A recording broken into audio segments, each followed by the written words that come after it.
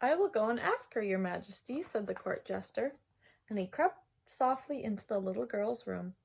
The Princess Leonore was awake, and she was glad to see the court jester, but her face was very pale and her voice very weak.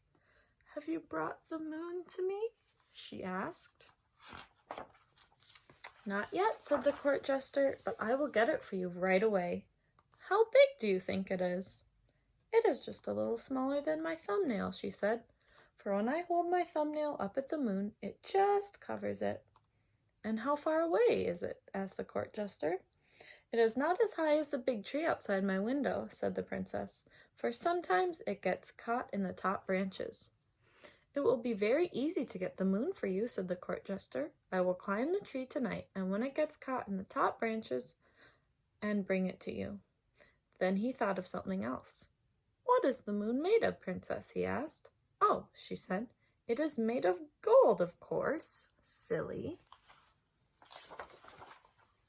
The court jester left the Princess Leonore's room and went to see the royal goldsmith. He had the royal goldsmith make a tiny round golden moon, just a little smaller than the thumbnail of the Princess Leonore. Then he had him string it on a golden chain so the princess could wear it around her neck. "What is this thing I have made?" asked the royal goldsmith when he had finished it. "You have made the moon," said the court jester. "That is the moon." "But the moon," said the royal goldsmith, "is 500,000 miles away, and it is made of bronze, and it is round like a marble."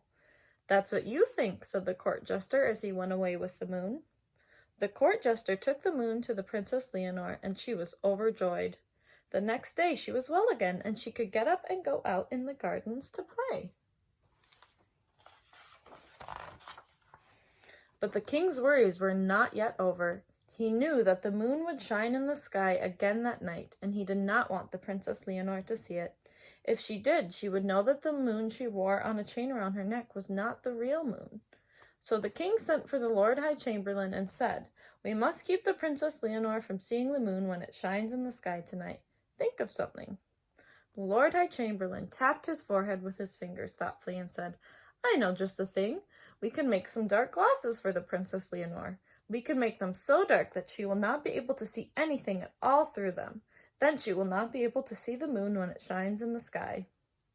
This made the king very angry, and he shook his head from side to side. "If she wore dark glasses, she would bump into things," he said, "and then she would be ill again." So she sent the Lord High Chamberlain away and called the royal wizard. "We must hide the moon," said the king, "so that the Princess Leonore will not see it when it shines in the sky tonight. How are we going to do that?" The royal wizard stood on his hands, and then he stood on his head, and then he stood on his feet again. "I know what we can do," he said. "We can stretch some black velvet curtains on poles. The curtains will cover the palace gardens like a circus tent, and the Princess Leonore will not be able to see through them, so she will not see the moon in the sky." The king was so angry that he waved his arms around. "Black velvet curtains would keep out the air," he said. "The Princess Leonore would not be able to breathe, and she would be ill again." So he sent the royal wizard away and summoned the royal mathematician. "We must do something," said the king, "so that the Princess Leonore will not see the moon when it shines in the sky tonight. If you know so much, figure out a way to do that." The royal mathematician walked around in a circle, and then he walked around in a square, and then he stood still. "I have it," he said.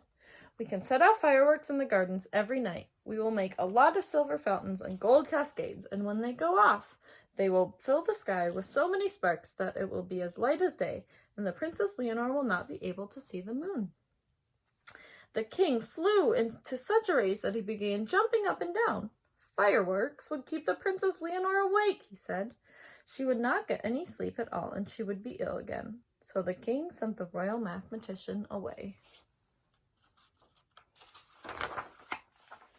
When he looked up again, it was dark outside, and he saw a bright ring of the moon just peeping over the horizon.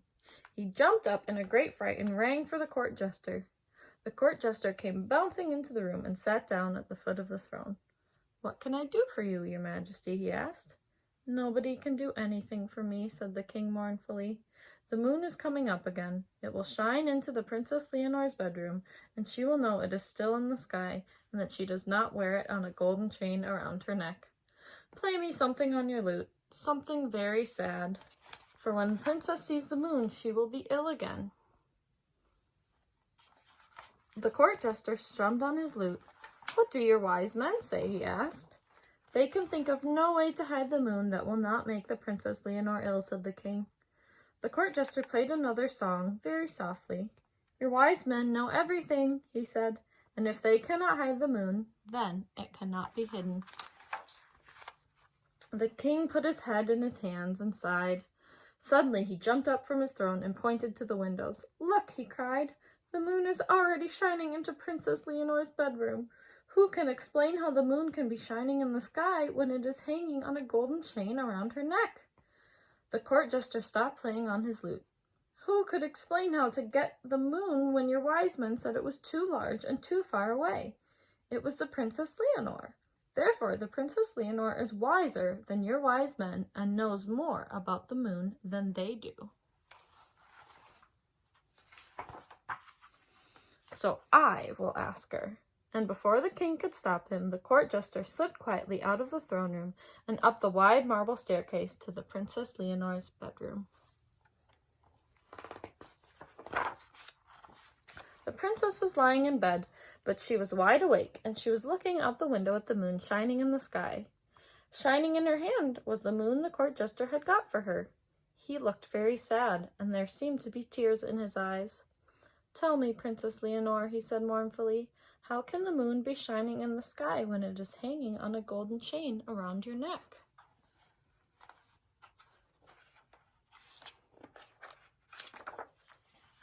The princess looked at him and laughed. "That's easy, silly," she said. "When I lose a tooth, a new one grows in its place, doesn't it?" "Of course," said the court jester. "And when the unicorn loses his horn in the forest, a new one grows in the middle of his forehead." "That's right," said the princess. "And when the royal gardener cuts the flowers in the garden, other flowers come to take their place." "I should have thought of that," said the court jester, "for it is the same way with the daylight." "And it is the same way with the moon," said the Princess Leonore. "I guess it is the same way with everything." Her voice became very low and faded away, and the court jester saw that she was asleep. Gently he tucked the covers in and around the sleeping princess.